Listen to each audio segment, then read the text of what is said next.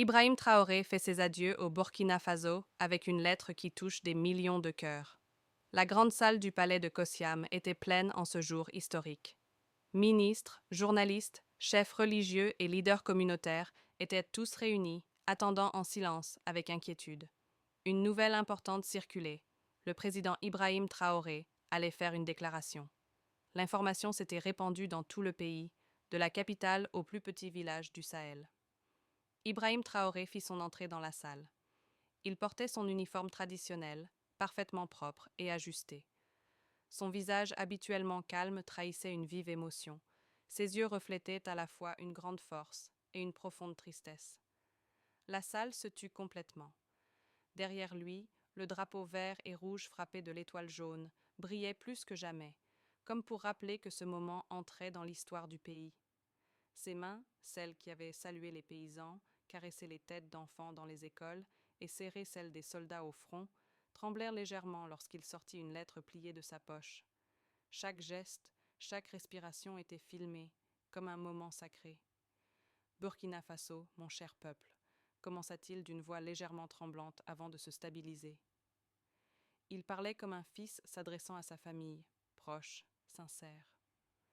Aujourd'hui, je ne vous parle pas en tant que président, mais en tant qu'Ibrahim, le garçon de Bobo Dioulasso qui a grandi en écoutant les histoires des anciens sous le grand baobab. Il raconta son enfance simple, imprégnée de discipline et d'honneur, éduqué par des parents illettrés, mais riches en valeurs.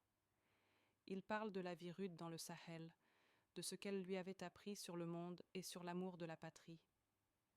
J'ai appris très tôt que la valeur d'un homme ne réside pas dans ce qu'il possède, mais dans ce qu'il offre aux autres, dit-il, sa voix se renforçant. Ce principe l'avait conduit à rejoindre l'armée, non pas par goût des armes, mais par volonté de protéger la terre et le peuple. Il évoqua son parcours de soldat, de patriote et d'homme porté par le rêve d'un peuple en quête de justice et de dignité. Ces mots étaient chargés d'émotion, mais clairs et puissants. Si je me tiens devant vous aujourd'hui, c'est pour vous dire que je vais bientôt prendre un nouveau chemin, au-delà de nos frontières. La salle fut saisie de stupeur. Un murmure discret se propagea, puis le silence revint. Il continua. Je vous dois la vérité, toute la vérité. Ministres, généraux, diplomates, tous semblaient en sous le choc. Personne ne s'attendait à un tel tournant. À l'extérieur du palais, des milliers de citoyens suivaient le discours sur des écrans géants, les visages remplis de surprise. Il marqua une pause, balayant la salle du regard, comme pour graver chaque visage dans sa mémoire, puis il reprit. Je sais que ma décision ne sera pas comprise, que beaucoup la critiqueront, surtout ceux de l'extérieur qui ne connaissent pas notre terre rouge, ni notre combat profond. Son regard se fit perçant, déterminé. Les gens serraient les accoudoirs de leur siège. Que ce soit clair, je ne quitte pas le Burkina Faso, j'endosse une mission plus grande, je ne fuis pas. Mon âme ne quittera jamais cette terre. Je suis un fils de ce pays, jusqu'à mon dernier souffle. Une onde d'émotion parcourut la salle. Dans les rues de Ouagadougou, la foule restait figée devant les écrans, suspendue à chaque mot.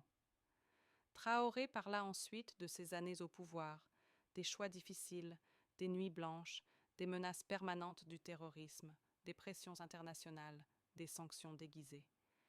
Depuis le premier jour, j'ai agi non pour le confort ou la politique, mais parce que je croyais que c'était juste.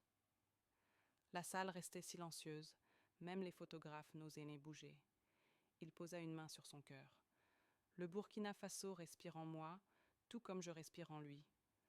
Chaque grain de cette terre coule dans mon sang. Il aborda alors les critiques contre ces choix d'alliances nouvelles.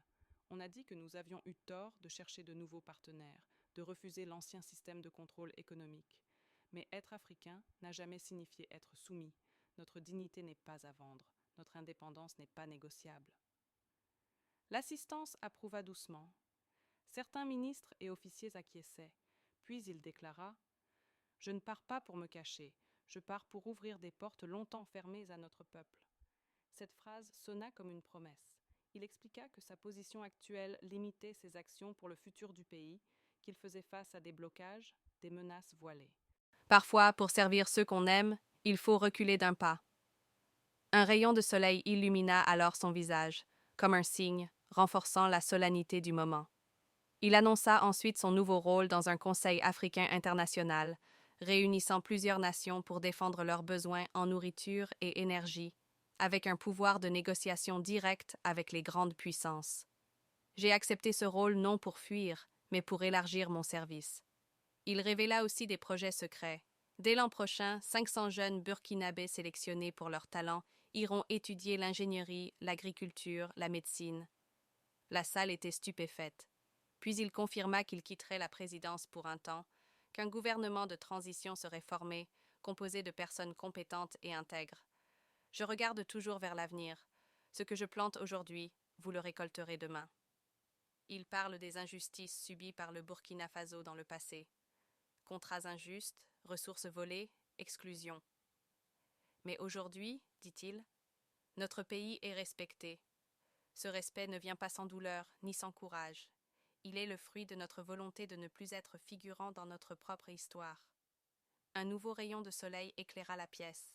Puis il évoqua ses parents disparus, les héros de son enfance, les soldats tombés, les valeurs de dignité et d'humanité.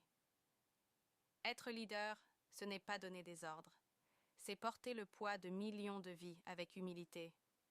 Il s'adressa à la jeunesse. Vous étiez ma force quand j'étais fatigué. Votre confiance m'a protégé du doute. J'ai fait des erreurs, parfois manqué de patience, mais jamais je n'ai cessé d'aimer ce pays.